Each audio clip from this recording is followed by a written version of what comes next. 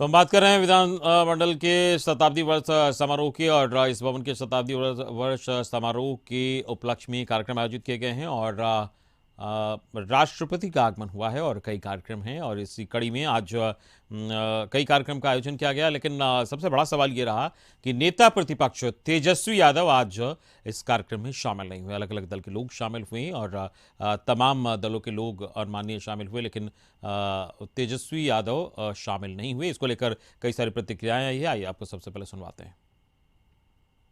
विधायक शामिल नहीं हो रहे हैं तो ये तो एक संवैधानिक पद की मर्यादा का हनन है और ये राष्ट्रपति का अपमान, एक दलित का अपमान है। ये तो बहुत ही बड़ा दिन है, मगर तेजस्वी प्रसाद यादव नेता प्रतिपक्ष नहीं आए। वो अपने परिवार में सिमटे हुए, तो परिवार की चिंता ज्यादा करते। और इस वक्त हमारे bureau chief Ashok Mishra news room से जुड़े हैं, हम सीधे उनके पास चलेंगे। जी अशोक, जिस तरीके से आज के कार्यक्रम को अगर देखा जाए तो एक तरफ राष्ट्रपति जी ने साफ तौर पर यह कहा कि बिहारियों को लेकर जो अपने संबोधन में एक तरीके से कहा जाए दिल को छू लेने वाली बात सामने आई और एक करीबी रिश्ता जैसे हो वैसा निकल कर सामने आया। लेकिन दूसरी ओर अगर हम देखें तो नेता प्रतिपक्ष जो तेजस्वी यादव हैं वो आज इस कार्यक्रम में शामिल नहीं हुए।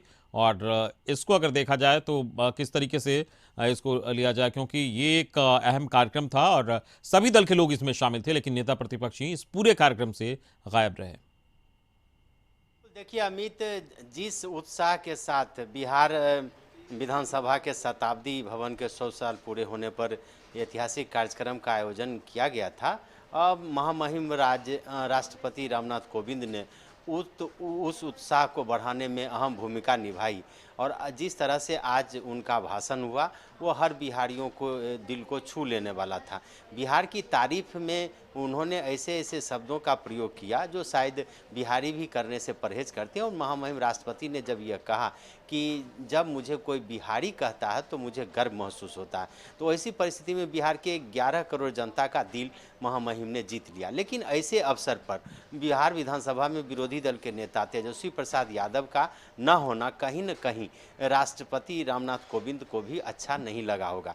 चूँकि जिस सदन के नेता हैं, विरोधी दल के नेता हैं तेजस्वी प्रसाद यादव, उसी सदन के भवन ने 100 साल की यात्रा पूरी की है और उसी विधानसभा के भवन में सदन की कार्यवाही चलती है, सदन का सत्र चलता है। तो वैसी परिस्थिति में तेजस्वी यादव का ना होना कहीं न कहीं सत्ता पक्ष के लोगों के लिए, आयोजकों के लिए और बिहार की जनता के मन में भी एक टीस दे करके गया है। हालांकि तेजस्वी प्रसाद यादव ने कल महामहिम राष्ट्रपति का पटना हवाई अड्डे पर स्वागत किया था। उन्होंने इस स्वागत का फोटो भी सोशल मीडिया पर डाला था और कहा था कि व्यस्तता के कारण, चुनावी व्यस्तता के कारण हम कल के कार्यक्रम में शामिल नहीं हो पाएंगे। लेकिन जो आयोजन था उसमें चाहे वो विधानसभा के शताब्दी वर्ष पूरे होने पर शताब्दी स्मृति जो बनाए गए हैं वो उस जिसका शिलान्यास माननीय राष्ट्रपति ने किया है, उस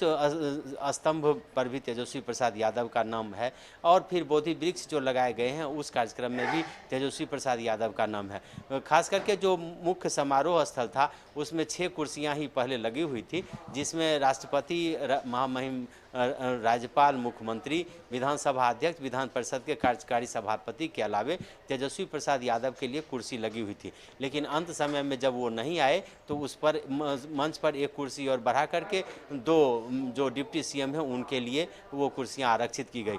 तो निश्चित रूप से कह सकते हैं तेजस्वी प्रसाद यादव का यह फैसला कहीं न कहीं राजनीतिक कारणों से है और उन्होंने राजनीतिक कारणों से इस समारोह का बिल्कुल इस समारोह में नहीं शामिल होना एक तरीके से कहा जाए ये संदेश कुल मिलाकर बहुत अच्छा नहीं गया है। और ये इसको लेकर कई सारे सवाल भी उठने लगे। फिलहाल इस पूरी बातचीत के लिए बहुत बहुत शुक्रिया आपका।